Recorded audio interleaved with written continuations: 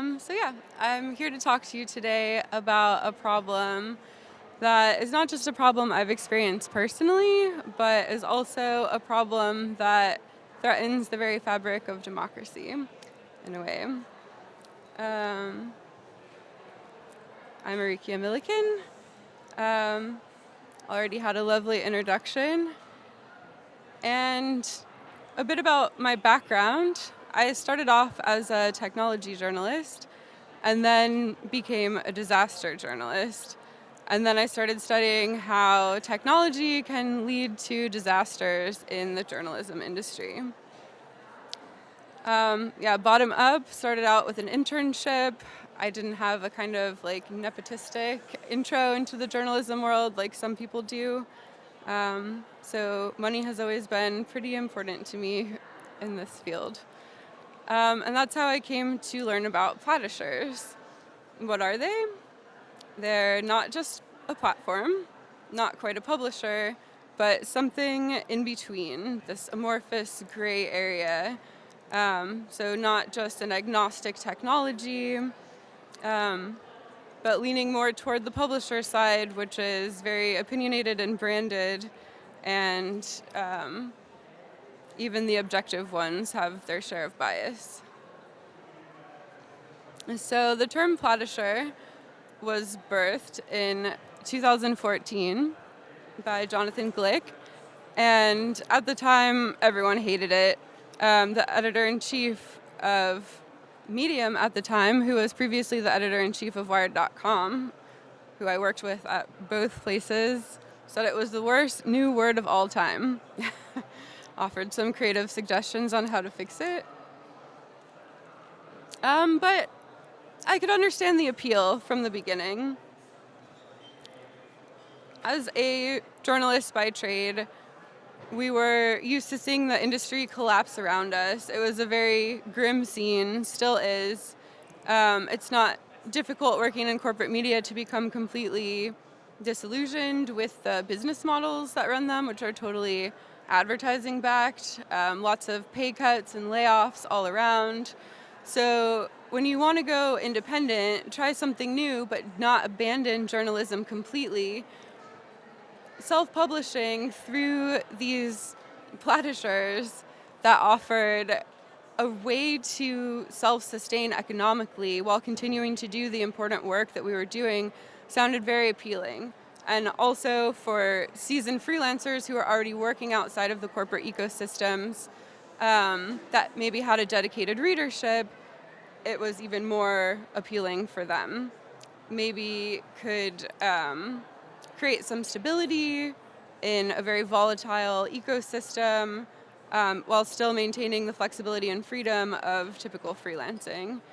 And this is especially, the Platisher problem is similar to other creator economic problems. But for journalists, it's a special case because 50% of journalists are freelance, so they're deriving their income from lots of different sources. This instability is across the board. And here in Germany, the rates that freelance journalists are being paid have been on the sharp decline since 2020. More than 2/3 have reported a decline. Half of them recorded losses. And then some of them are just fired with nowhere to turn.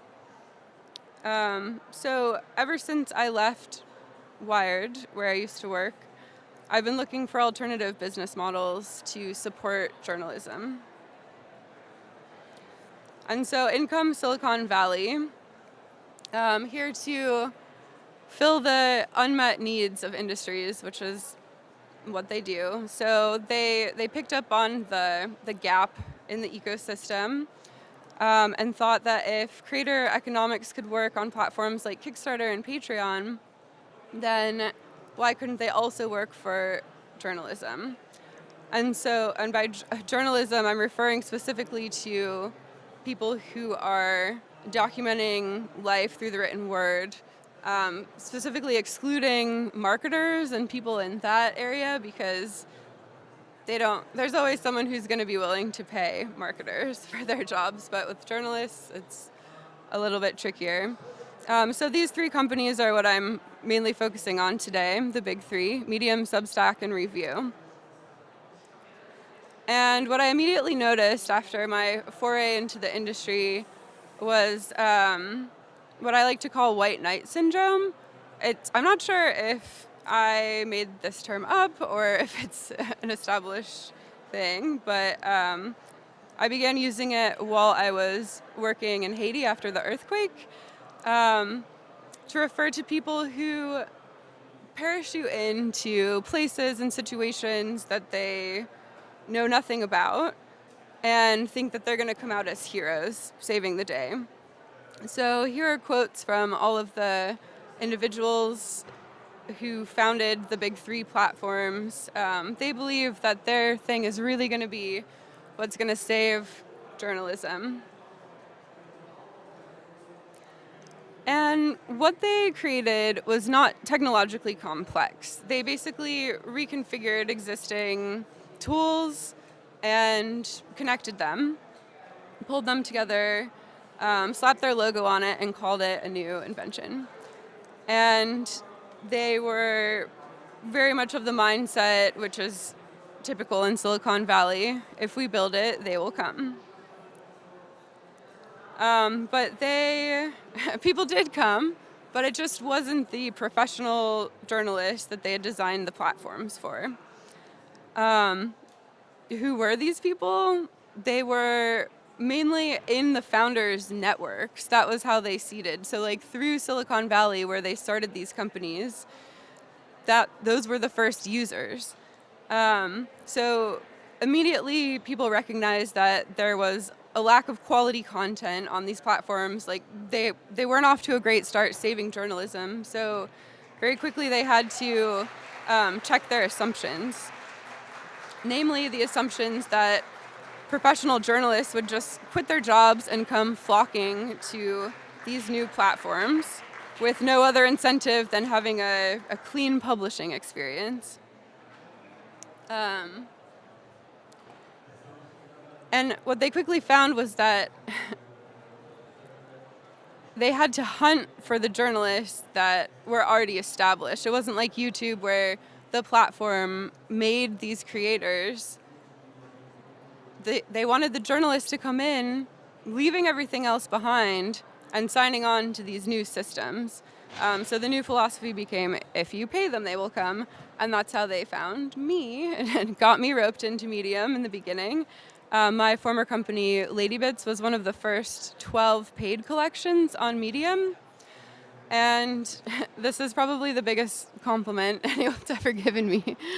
Arikia, Millikan, and her LadyBits collection arguably did more than anyone else to turn Medium from the thought catalog for the startup bro cringe pile that it was a year ago into the home of some of the best and most diverse voices of any Platisher.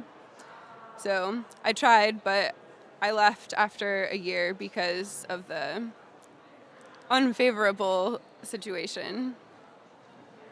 And here I'll reference a concept coined by Cory Doctorow, who gave a talk earlier today and mentioned some other applications of this enshittification of platforms, where first they're good to their users, then they abuse their users to make things better for the business customers, then they abuse those business customers and try and claw back all the value for themselves, and then hopefully in this case they all die. But not yet. Where the big three are now, I think Medium is around the third step. Substack is somewhere between steps 2 and 3. And Review is dead in the water. They sold to Twitter right before the takeover, and one of the first things Elon Musk did after joining was firing the founder and shuttering the service.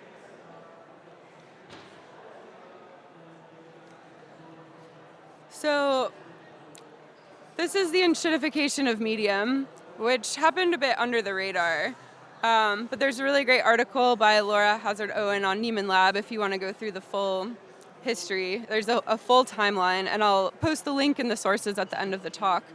But basically, what Medium did over and over again was a bait and switch. So in order to seed the network with the quality content that they hyped it up to be, they would make pretty appealing deals to writers, offering to pay them what sounded like a sustainable amount.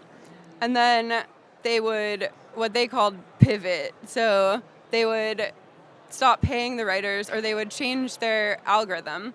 And it wasn't just individuals who were coming, it was entire publications that had been operating for years before, thought this would be a great thing for their businesses, and unfortunately for many, Medium actually sunk them.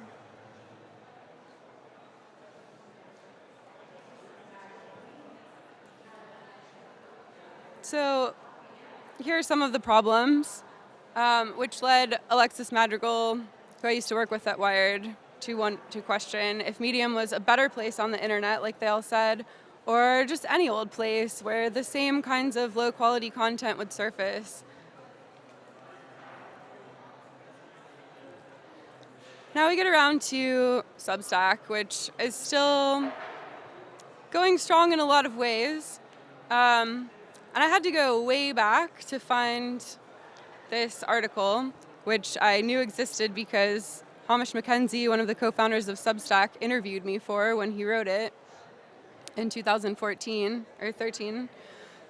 But this is now deleted from the internet, so I had to use the Wayback Machine to find it. And what this article is a criticism of Medium for being a Platisher, which Hamish Mackenzie then went on to create and make all of the same mistakes that he's here criticizing the platform and the editorial support that that was running it. So he says, it means the platform is on the hook for ensuring that the work meets a certain standard of editorial integrity, which is now one of the main criticisms of Substack, that it's not doing that. And he also criticizes the use of the term editor to be involved in the process of the Platishers, which he says offends him personally because he's used to the title being involved in roles that involve oversight and the shaping of actual copy. So the Substack revolt is on. This top quote is actually one from Hamish, where he's calling on Medium to prove itself, basically, which Substack never did, and received all of these criticisms from writers or users, however they want to call them, that became disillusioned with Substack after encountering some of the Platisher problems, which I'll get into in a moment. Annalie Newitz said she thought of herself as having decent critical facilities, but somehow she got suckered again by a bog-standard publishing venture masquerading as a useful communications tool. And really what's at the root of this criticism is their attitude about moderation. So playing both sides, essentially. And funding, giving a voice to figures that are writing content that many find to be hate speech, objectionable in all kinds of ways. So they've been targeted for this debate around the regulating of free speech. Meanwhile, the response from the founders of Substack was kind of like, piss off. Our content guidelines protect the platform. And that's the key. They're not talking about protecting the users, about saving journalism anymore. They're about protecting the platform. So one of the things that really blew this situation up is what's called the whale problem, where a small percentage of users generate the majority of revenue on these creator economies. I know it happens on all the ones I've seen. I haven't really seen an instance where it doesn't happen. But Substack basically created a caste system where it started offering a select amount of secret users large advances, as much as 300,000 for publishing during the first year. And that was their new lure to hook these quality content producers onto their platforms.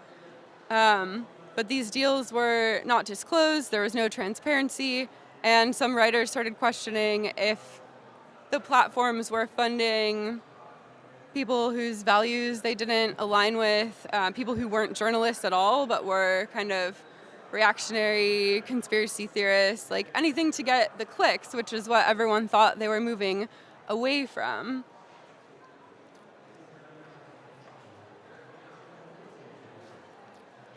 And if you look at who the top contributors are, or the top revenue generators on Substack are, because Substack collects 10% from all of the subscription fees.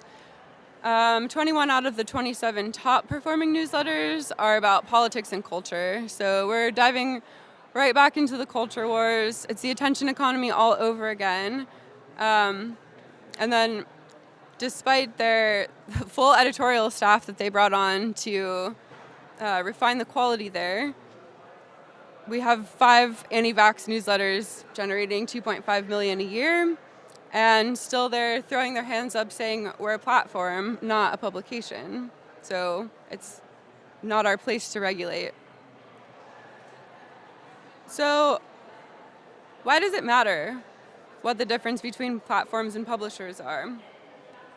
In the United States, there is a piece of legislation called CDA 230, which declares that platforms are not responsible for the content of the users.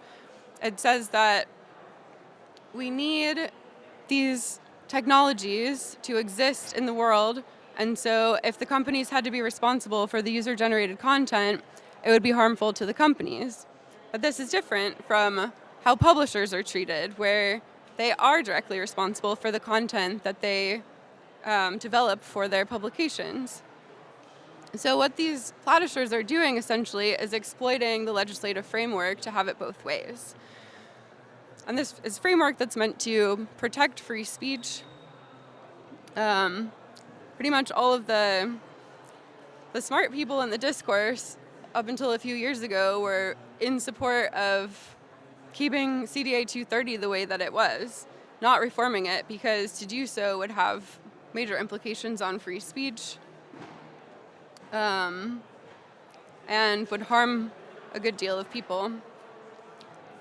So the big reason why it matters if something is a platform or a publisher is because publishers actively make decisions about content. They're deciding what to publish, who to hire, how much to pay them, when to fire them. They're responsible for these people. They have employees. They control the narrative, and they enforce editorial policies and standards, which are things that platforms will not or should not do in their truest sense.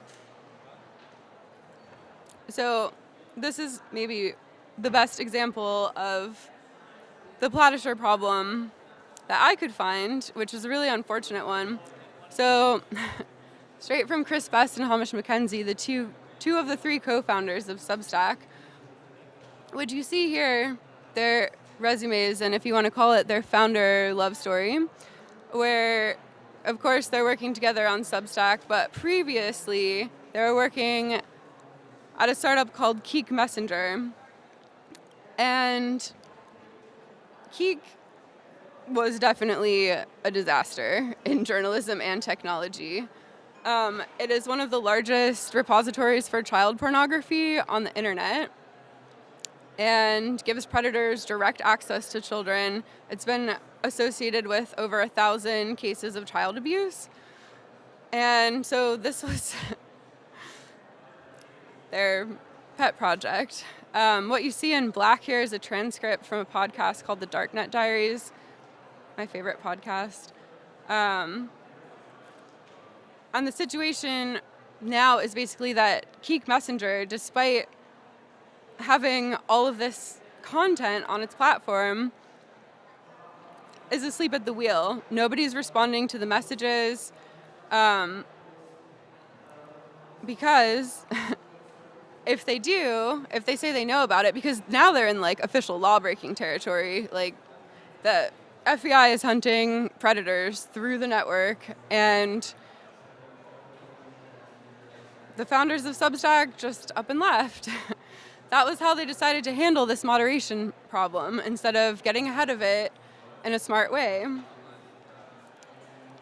And I don't really trust their editorial judgment after witnessing a past project like this.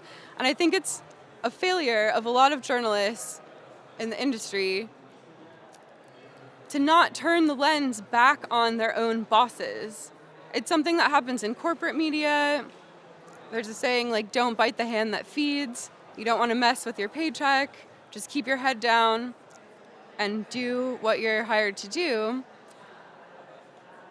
But I think there's a fundamental problem with supporting, and journalists on Substack are monetarily supporting this platform because their subscription fees are funding it. I think there's a fundamental problem with supporting a network that has shown such poor judgment at its very top of its business pyramid.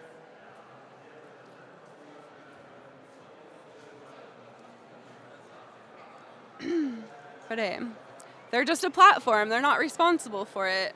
And Kik Messenger is still active. It's still in the Apple App Store. And presumably people are still collecting revenue because they're selling things through in-app purchases there, like stickers and smileys that the child predators can use to lure more victims in. So how do we solve this problem? Well, it's unclear what will happen with CDA 230. The law is up for reassessment in the United States, and of course other countries have their own parallel systems. But it stands that these companies are based in the US, so this is what will govern our use of those. In an ideal world, maybe cleaning up CDA 230 and locking it down a little bit more will result in a return to careful curation and a reevaluating of quality digital publishing efforts. But it could also result in mass censorship and an extension of liability to content creators and curators.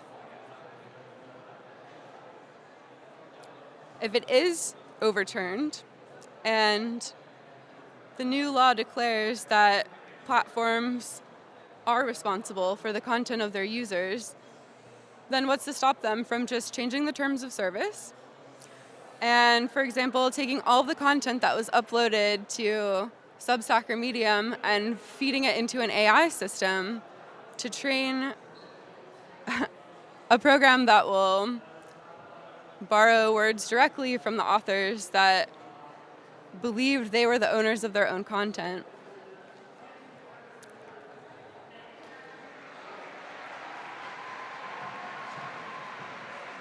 So just thinking about the hazards of this, like the real problems that these Platishers are creating for real journalists that are trying to do their jobs despite a failing ecosystem.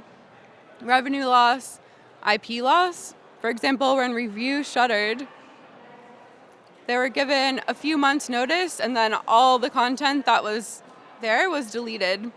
So I know Review didn't have a very good export system, so I can only imagine what some writers were doing to try and copy and paste their stuff out of there. They lose their time, they lose subscribers jumping from platform to platform, they lose energy and morale, which can be a big hit when you're doing some serious investigative work. And sometimes journalists just give up and decide it's not worth it to do their jobs anymore, which is a form of censorship. And then the loss for society, when we lose journalists that are contributing to the public sphere and helping us enforce democracy, is dire.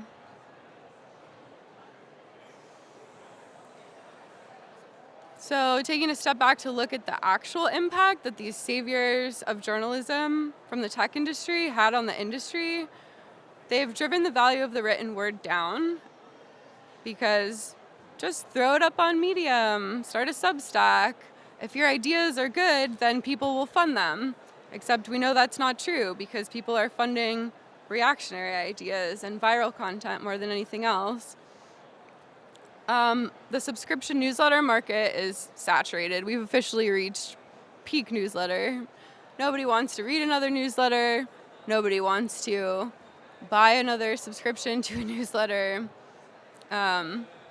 which thins the resources available for journalists and writers across the board.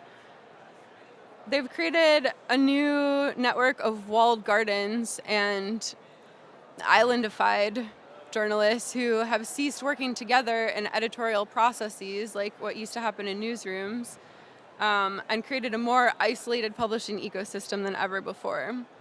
And it's clear now that technology alone will not save journalism. We need new business models. We need new political policies. We need new rules that force people who are benefiting from journalism to fund it, which luckily in Germany there are some pretty progressive policies for that, but the rest of the world needs to get in line too. And so here are some of my best tips about how to reduce volatility for yourself as a digital journalist or content creator. Avoid Platishers, or at least avoid putting all of your eggs in the Platisher basket. Obviously, we shouldn't all go back to printing zines. There are better solutions than that. But don't make your whole livelihood dependent on these companies that don't care about you. Don't make yourself subjected to the whims of individuals who, to them, you're just part of their user acquisition strategy. Understand who owns the software that you're using and turn that lens back on them and ask the hard questions. Bite the hand that feeds and see what they do. And that'll tell you a lot about if you want to give 10% of your revenue to them or not. I think venture-backed platforms have no business being in the journalism space. And diversify revenue streams as much as possible. Most importantly, strategize. You know the craft, you've done the time, you have the knowledge. Other people can benefit from that knowledge in their businesses, and that's exactly why I founded Control X, was to use the knowledge that I've accrued and invest it back into journalism, and to invest in the next generation of journalists and to train them and give them a new place to publish that isn't subject to collapse and enshittification.